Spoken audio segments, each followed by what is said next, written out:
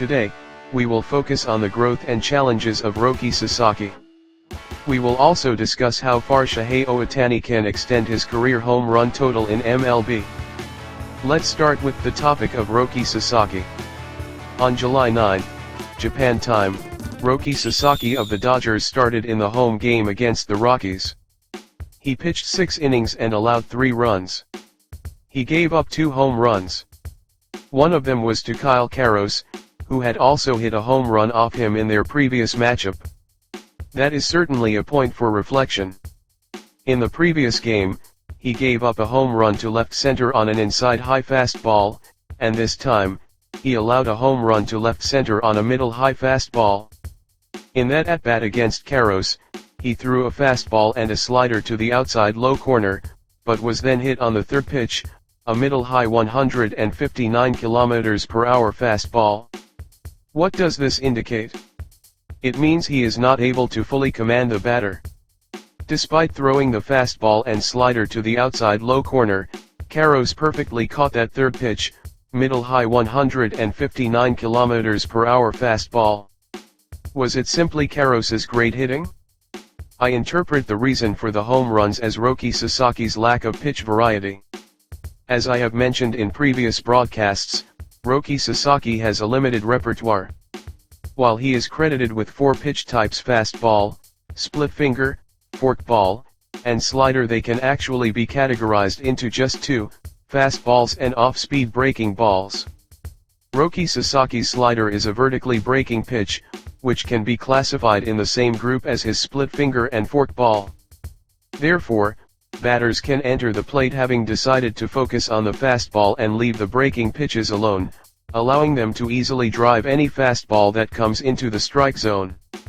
This was the same case when he gave up a home run to Manny Machado in the game against the Padres.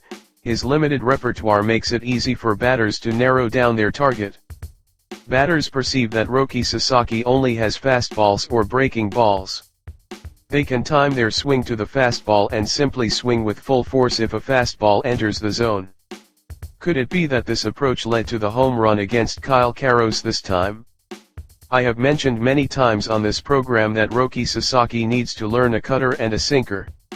If that third pitch to Kyle Karros had been a sinker instead of a fastball, what might have happened? Would it still have been a home run? Having a pitch close to a fastball but with different movement would likely expand his chances of shutting down opponents. This is one of the challenges for Roki Sasaki. Also, if his pitch repertoire is limited, he needs to improve his control, like Yoshinobu Yamamoto. The challenge for Roki Sasaki going forward is to be able to throw pitches exactly where he intends to in the 4 corners of the strike zone. Sometimes a split finger pitch lands in an exquisite spot, but it gives the impression that it went there by chance rather than by intent.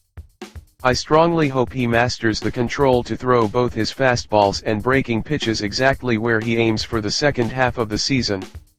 Although there were many challenges in this outing, the fact that he managed to pitch 6 innings with only 3 runs allowed shows his growth.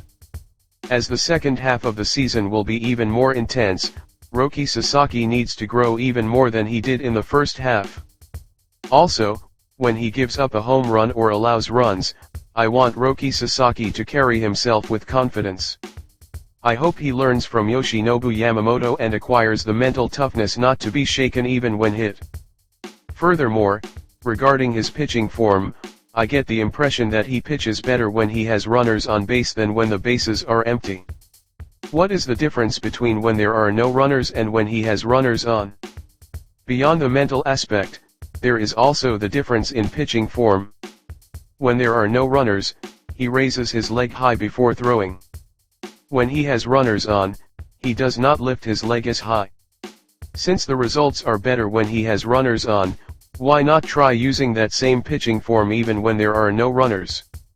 His style of lifting his leg high is his trademark, but if it leads to poor results, he won't have a future as a pitcher. He is at a stage where he must accumulate good results, so Roki Sasaki needs the flexibility to actively adopt what works. There are still many challenges, but in this outing, he had only 1 walk, his fastball reached a top speed of 161 km per hour, and his strike percentage was 72%. These were much better than his pitching at the beginning of the season. He is still developing, a pitcher who will continue to grow. My belief that he will become the world's best pitcher has not changed. I will continue to watch over him with a generous heart. Now, on to the topic of Shohei Ohtani. Currently, following his 300th career MLB home run, there is much discussion about how far Shohei Ohtani's career home run total will reach. On this program, we hold the hope that he will reach 600 home runs. He achieved the milestone of 300 home runs in his 9th MLB season, despite not being a full-time hitter. Depending on how his pitching role evolves, his home run count will naturally increase as his opportunities as a hitter grow. He has more commitment than anyone to being a two-way player, and I believe he will continue to be a two-way player throughout his career, but it is highly likely that his pitching appearances will decrease as he ages. If that happens, there is a possibility that his activity as a hitter will increase, and if that trend continues, I am hopeful that he can achieve 600 career MLB home runs.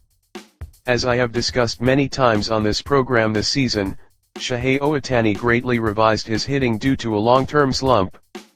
While his form hasn't changed significantly, his new hitting method, starting from a stance with less tension, has been masterfully completed. He struggled to hit home runs this season, but since regaining his form, he has been steadily adding to his total. As of the time of this broadcast, he has recorded 20 home runs, and from here on, his home run count will likely continue to grow steadily. If he can hit over 20 home runs in the first half, a 50-homer season is within reach. Achieving 50 home runs for 3 consecutive years is becoming a reality, so I will be watching Shohei Ohtani's at-bats in future games closely. Unlike before, Shohei Ohtani is now attempting a swing with less tension, which has resulted in an increase in line drives. He is hitting more line drive home runs, and while we may not expect the massive, towering home runs he hit in the past, we will likely see many more light-like home runs that streak through the air. I cannot take my eyes off Shohei Ohtani's future hitting. That is all for today. Thank you very much.